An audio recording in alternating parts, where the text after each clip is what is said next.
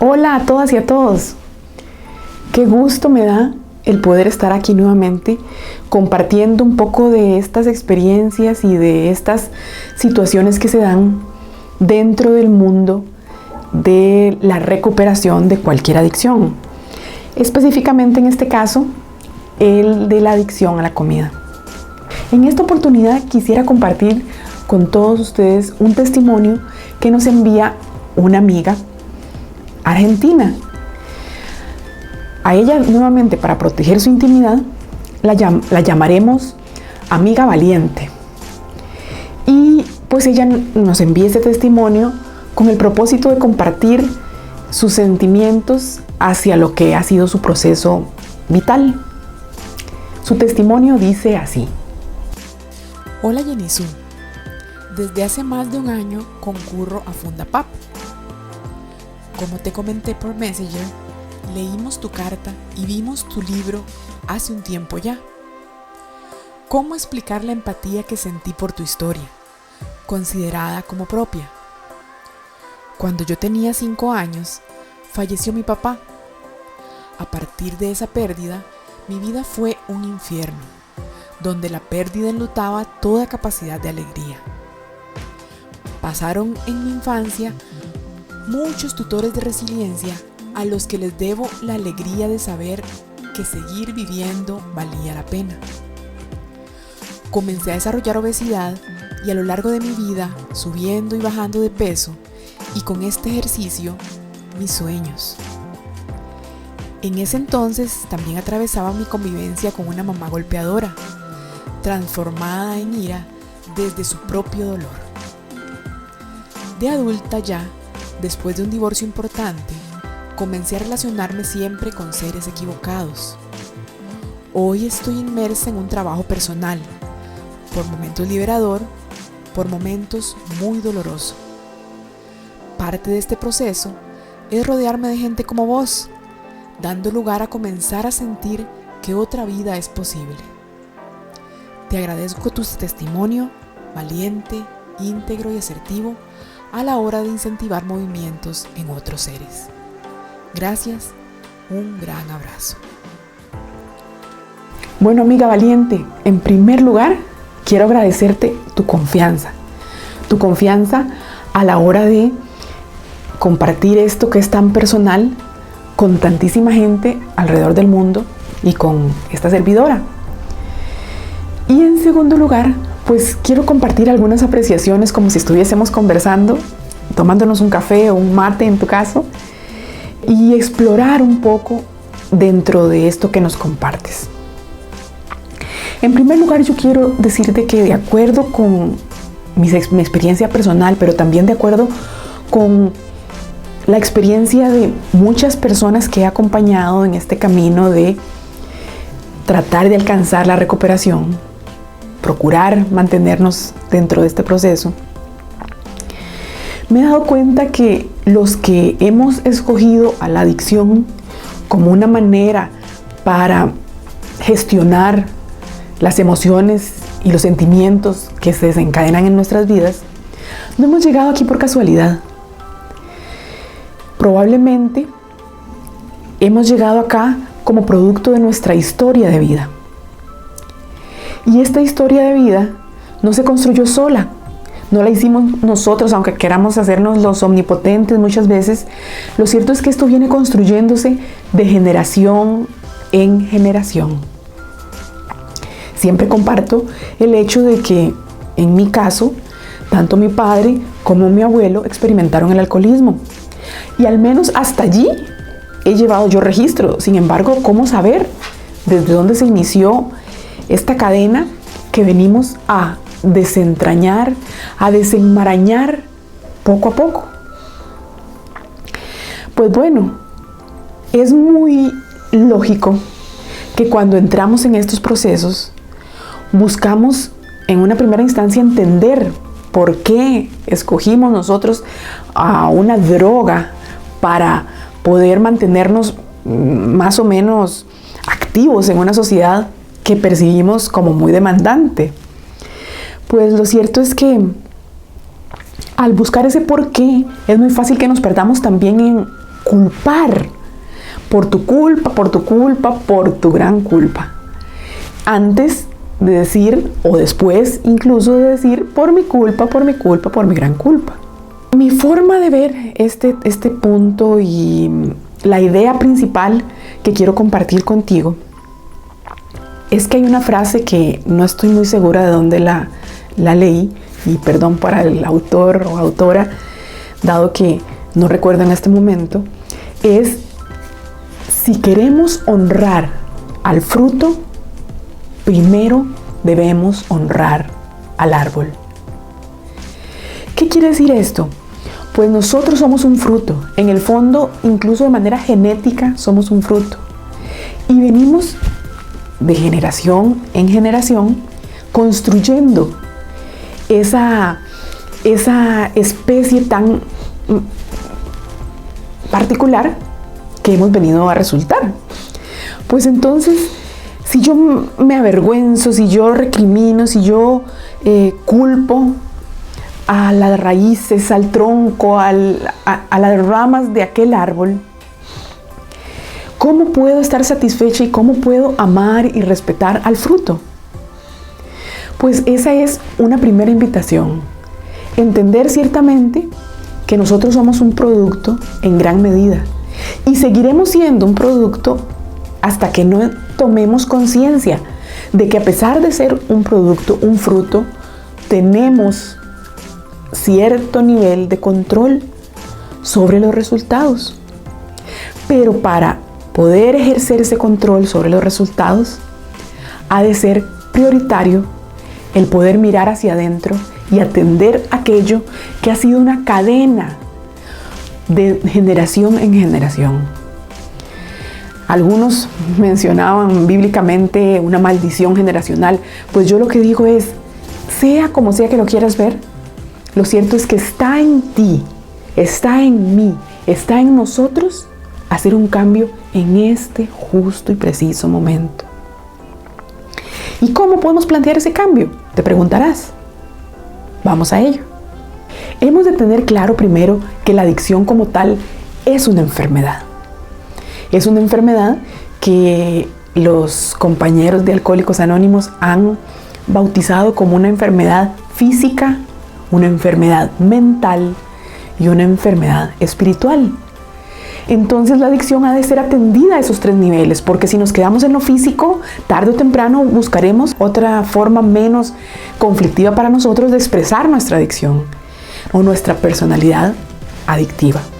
Y si vamos todavía más allá y nos ubicamos en una enfermedad ya propiamente física, la enfermedad física de la adicción está fundamentada en tres grandes pilares. Tenemos un factor genético, ciertamente hay genes que están más presentes en las personas que experimentamos adicción. Un componente genético que no podemos modificar, no podemos obviar, pero precisamente como no lo podemos modificar y no lo podemos obviar, pues simplemente lo dejamos allí, quieto y tranquilo. El segundo componente de esta enfermedad, desde la óptica física, es el componente ambiental. El ambiente es todo aquello de lo cual nos rodeamos.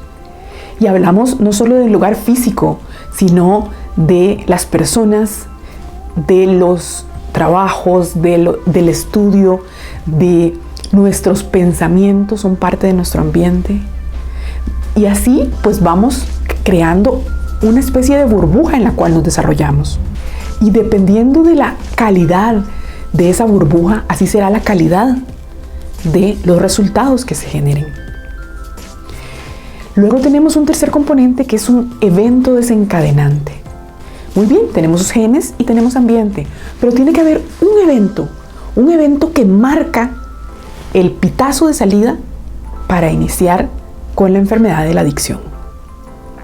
En tu caso, tú nos compartes que ese pitazo de salida lo tienes muy bien identificado, que es la muerte de tu padre.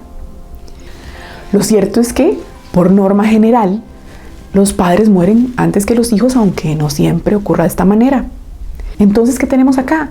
A la gran mayoría de los seres del planeta se les ha muerto un progenitor. pero no ha sido igual para ellos o para todos el cómo hemos podido afrontar ese fallecimiento. ¿Por qué? Ahora sí son de gran importancia el componente ambiental y el componente genético. Nuevamente, el genético no podemos hacer gran cosa por él, pero el ambiental define en gran medida qué hemos de hacer con aquel evento desencadenante. Nuevamente tú nos compartes de una manera muy generosa el hecho de que tu vida se vuelve algo muy, muy difícil de sobrellevar, básicamente porque eras una niña, en primer lugar, y en segundo lugar, porque tu madre desarrolló conductas sumamente agresivas hacia ti, incluso rayando en la violencia. Es así como tu ambiente, lamentablemente tóxico, fue generando en ti respuestas igualmente tóxicas para afrontar este evento y con él una serie de eventos que se fueron gestando posteriormente en tu vida. Allí tú señalas el tema del divorcio y el tema de otras relaciones que fuiste abordando con no muy deseables resultados para ti. Es así como podemos ver que este ambiente que te acogió en el momento en el que tu padre fallece es el que va definiendo temas tan cruciales como qué significa la muerte, qué significa el abandono, qué significa el amor o qué significa un golpe. Entonces, todo eso se va construyendo y se va construyendo. Y aquello que alguna vez hicieron nuestros padres con nosotros como niños, luego nosotros lo vamos reproduciendo como si fuésemos nosotros esos padres. Y hacia el mismo niño que somos nosotros, o hacia otros niños que vamos gestando en el camino de nuestra vida. Es así como la adicción sigue generándose como una cadena. Podría parecer un panorama desolador, sin embargo no lo es. Es la vida que a todos nos ha tocado vivir. Pero se trata de entender que de un momento dado, cuando realmente empezamos a abordar nuestra adultez, cuando entendemos realmente lo que significa ser adultos, en ese momento cortamos con cualquier situación que nos hayan enseñado. La reconocemos primero y valoramos si esa situación nos es útil. Si nos es útil, pues obviamente podemos continuar con ella. Pero si aquella situación no nos está resultando de utilidad, aquel aprendizaje, aquella enseñanza, más bien nos provoca muchísimo dolor, pues con mucha paciencia, porque está muy metida, muy enraizada, muy mezclada en esos hilos de nuestra vida, pues nos toca ir desentrañando y decir no más, no más. Y eso no significa faltarle al árbol. No, entendemos, árbol, me ayudaste hasta aquí, me formaste, me mantuviste con vida, pero ahora esta vida es mía. Rescato acá esa expresión que tú dices, me empecé a relacionar con seres equivocados. Y amiga valiente, he llegado a la conclusión de que no existen seres equivocados. Esos seres están allí. No quiero ser nueva era ni nada por el estilo, pero te lo digo que si esos seres nos han recordado heridas, si nos han metido sus deditos y han echado limón en aquella herida que aún no ha sanado, es precisamente para que vayamos a ver esa herida y le demos la atención que corresponde. No han sido equivocados, han sido los justos, los precisos, el tipo de relación que necesitábamos para sentir sufrimiento, para sentir dolor y estar incómodos allí. El asunto es que debemos dejar de ver este espejismo de que afuera está el problema. Porque podemos estar en medio de una guerra, en medio de violencia, en medio de una situación que resulta inmodificable para nosotros. Pero aún así, transitarla con la mayor paz que nos sea posible, siempre y cuando aprendamos a cultivar esa paz. Porque es algo que así como se cultivó todo aquello que ha sido hasta ahora nuestra forma de responder ante las situaciones del mundo, hemos de aprender a utilizar herramientas que nos ayuden a cultivar ese fruto que ahora queremos para nosotros y para nuestros hijos y nietos y tataranietos y todo lo que siga. Es así como otro factor clave que quiero compartir en esta oportunidad es que todo lo que vemos son consecuencias. ¿Qué significa esto? Que si queremos incidir en las consecuencias, estamos hablando de una utopía, estamos hablando de un imposible. Nuestro peso corporal, nuestra forma de atender las situaciones que ocurren, nuestros hijos, nuestro trabajo, nuestras actividades de esparcimiento, todos son consecuencias de actos que venimos realizando en el pasado. Entonces, si queremos hacer un cambio, no podemos incidir en el pasado ni podemos incidir en la consecuencia. Tenemos que trabajar de aquí para adelante. Entonces, si hoy tienes una relación que no te parece la mejor, no puedes llegar y sentirte 100% plena en esa relación, pues entonces entiende que esa relación es una consecuencia. Poco ganas con reclamarle a la persona por qué hiciste aquello, y eso es algo que hacemos todos. Es que tú ayer, y es que tú hace un año, y es que tú hace una semana hiciste X y Y. No, ya eso pasó. Lo que nos corresponde es decir, bueno, esto pasó ayer, no me gustó. Mi 50% que implicó la creación de este 100% que es una consecuencia. ¿Qué pude yo haber hecho distinto? ¿Qué pude haber hecho yo distinto? Y no es para decir, ay, qué mala, no lo hice, no, es para poder entender que la vida me va a traer nuevamente otra experiencia o muchas experiencias como esas, y yo tengo que estar lista para recordar, Jenny, hiciste aquello en ese momento y el resultado fue este. ¿Por qué crees que volviendo a hacer eso mismo vas a tener un resultado distinto? No, vas a tener el mismo. Tienes que empezar a explorar y hacer cosas nuevas para obtener nuevos resultados, seguir modificando, ir cambiando la receta hasta que nos salga aquel pastel que realmente es el que queremos saborear. Si hablamos de adicción a la comida, no sé si es el ejemplo mejor, pero creo que todos nos entendemos en esos términos. Eso implica tomar toda experiencia, tomar toda consecuencia como una lección bellísima de aprendizaje. Tal y como te comentaba en la respuesta que te envié vía correo, generalmente las adicciones están basadas o desarrolladas en un suelo fértil, y ese suelo fértil es el de los excesos. Y puedes decir, sí, por supuesto, si estoy consumiendo en exceso, ya eso está clarísimo, pero no me refiero a esos excesos. Me refiero a excesos en nuestro proceso de crianza. Esos excesos pueden ser un exceso de protección, un exceso de cariño, un exceso de amor, si se quiere, o la forma en la que los padres interpretaron que era amor, que era hacer todo por aquel ser, o un exceso de disciplina, un exceso de castigo, un exceso de maltrato. Bueno, el maltrato siempre es excesivo por lo más que se le vea, ya su nombre lo indica, pero el punto es, los excesos, como dicen los abuelos, ningún exceso es bueno. Si yo le doy demasiado a alguien, lejos de pensar que esta persona se va a convertir en un despojo de la sociedad, yo lo que quiero es facilitarle que el camino sea lo más llanito posible. Mas lo cierto es que con el tiempo, y de una manera extrañísima, porque eso es como funciona la lógica humana, aquel ser va pensando que es incapaz, que tiene que venir alguien a hacerle aquello que le han hecho sus padres, incluso las tareas escolares, lo que sea, tienen que venir a hacerlo porque yo no puedo.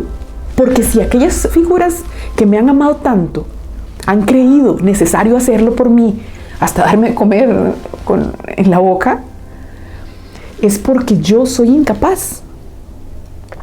Y el sentirte incapaz, esos sentimientos de insuficiencia, de invalidez, debe ser aplacado de alguna manera. Y ese sentimiento de invalidez, no siendo una persona con discapacidad alguna, nos vuelve emocionalmente discapacitados. Y es lo que eventualmente se convierte en suelo fértil para la adicción. No está de más el analizar el tema del exceso de castigo, el exceso de disciplina, pues en el fondo los padres también pretenden lo mismo, que seas una persona de bien quizás, que no te metas en problemas, que no les metas en problemas a ellos, por supuesto. Pues lo que ocurre con aquella persona es que aquella persona piensa que nada hace bien, porque si vuelve a ver por un lado ya va el cosco, o el golpe, o lo que sea, o si vuelve a ver para el otro ya lo estás haciendo mal, todo lo haces mal. Entonces tú también empiezas a creer que todo lo haces mal, y ese sentimiento de incapacidad nuevamente se convierte en suelo fértil para la adicción, porque creemos que somos menos que los demás sí pueden, que somos nosotros los que hemos sido criados bajo ese concepto, y somos nosotros los que hemos aprendido completamente el que no somos suficientes, el que no valemos lo suficiente. Hablas tú del trabajo personal que estás realizando, lo cual me parece maravilloso. Todos deberíamos animarnos, reconocer la importancia de ese trabajo personal, de ese trabajo interior, porque es la base de todo lo que hacemos, de todo lo que vemos en el mundo. Y así es como va el mundo. Entre mayor cantidad de gente se preocupe o se ocupe desarrollando aquello que quedó en el camino, pues nuestro mundo puede ir mejor. Pues bueno, ¿qué es lo que ocurre? Vos señalabas, a veces es satisfactorio, otras veces es muy doloroso. Yo he de decirte que el camino del trabajo personal tiene que ser doloroso para que funcione. ¿Y por qué tiene que ser doloroso? Porque tenemos que ir y estar tan incómodos. Si no fuera doloroso y sintiéramos que todo está bien, entonces ¿cuál es la motivación para el cambio? Mi compartir en este sentido se vuelve nuevamente un paralelismo a una herida física, a una herida que recibimos muy profunda. Esa herida hay que limpiarla, y cuando la estamos limpiando, nosotros quisiéramos como ponerle un trapito y agua tibia y que ya nadie nos la toque, pero después, si hacemos eso, cuando queremos quitar el trapo, ya ese trapo no se despega. Entonces definitivamente la herida hay que limpiarla con mucho cariño, con mucho amor. Tampoco es que lleguemos y la raspemos durísimo, porque es nuestra piel, es nuestro corazón, es nuestra mente. Hay que ser muy amorosos e ir midiendo los tiempos en los cuales aquella herida necesita ser aseada, aquella herida necesita ser desinfectada, pero también midiendo los tiempos en los cuales me siento con la fuerza necesaria para limpiar esa herida. Porque no va a venir nadie a limpiarla por nosotros. Pueden enseñarnos las técnicas más sutiles y más efectivas para realizar esa limpieza, pero somos nosotros los que vamos a ir realizándola. Entonces, si estamos temblorosos y no podemos ni siquiera sostener la gasa para hacer esa limpieza, no lo vamos a lograr. El dolor es necesario.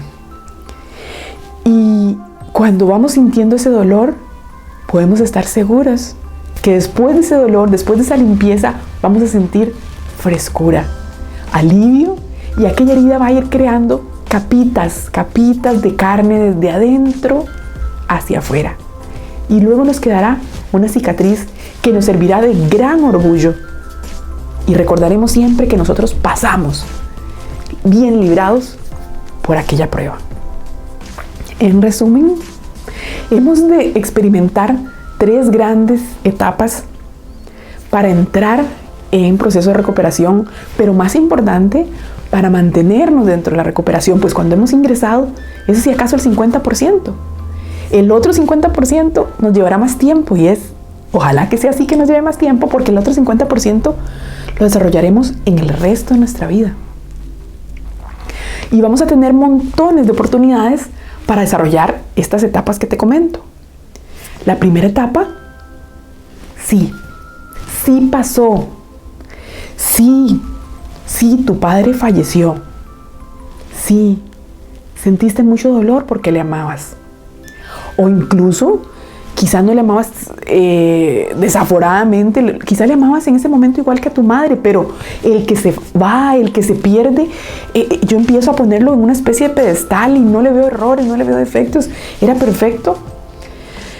No sabemos, pero lo importante es que sí sentiste dolor. Un dolor profundo. Sí. ¿Recibiste golpes? Sí. Tu madre tenía mucho dolor y esa fue la forma en la que pudo sobrellevar su situación. Sí, probablemente esa violencia que ejercía contra ti era producto de la violencia que ella ejercía contra sí misma. Sí, esto viene arrastrándose de generación en generación.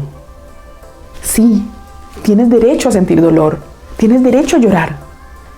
Pero si te quedas anclada en el sufrimiento, si te quedas anclada en repetir el patrón que se te fue enseñado, lo cierto es que sí, también seguirás jalando esa cadena tan pesada.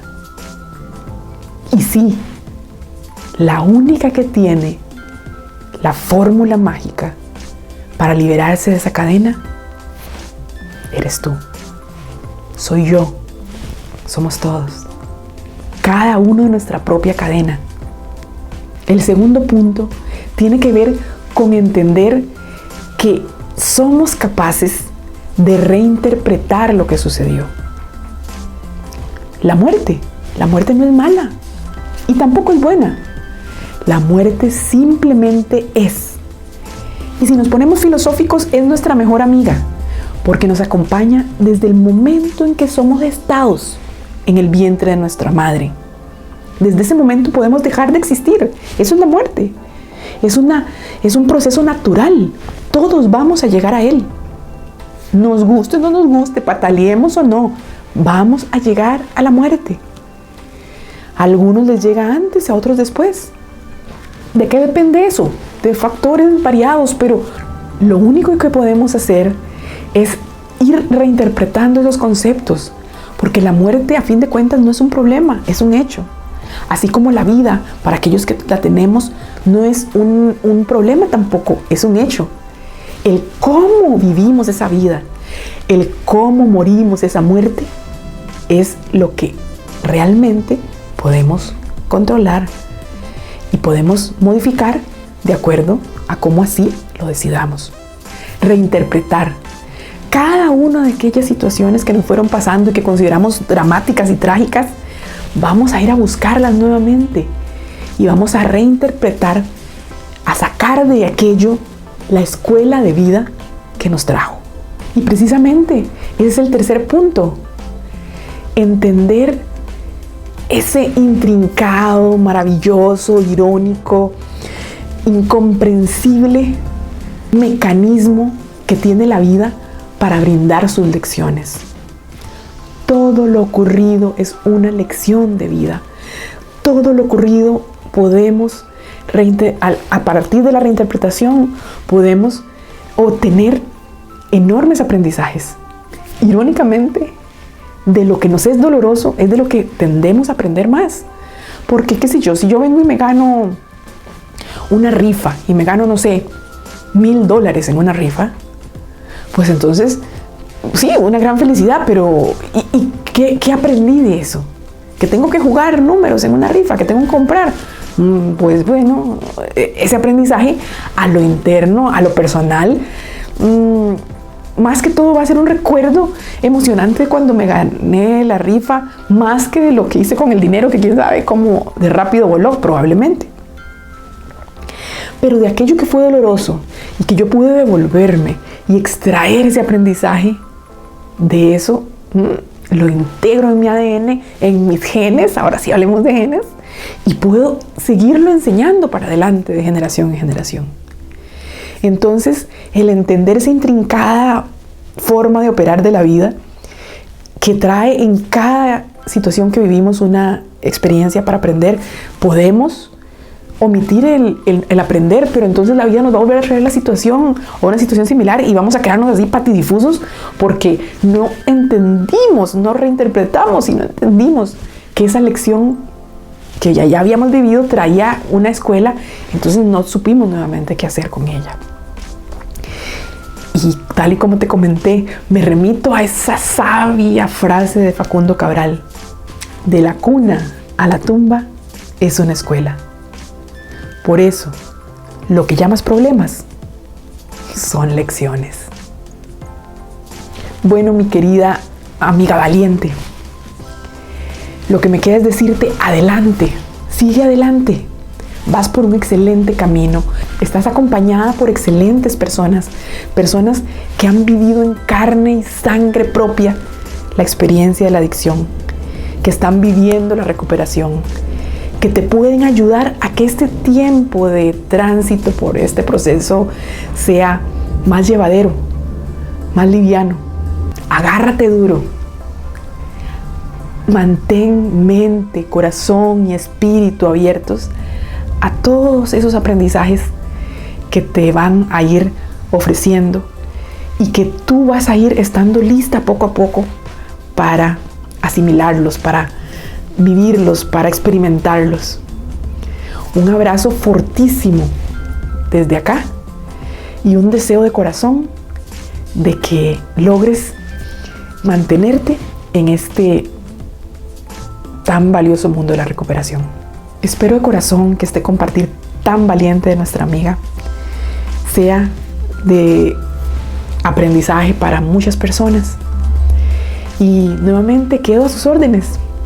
Me pueden contactar en mis redes sociales y yo con gusto me comprometo a responderles por esta vía. No me queda más que decirles que ámense mucho. Un beso y hasta la próxima. Chao.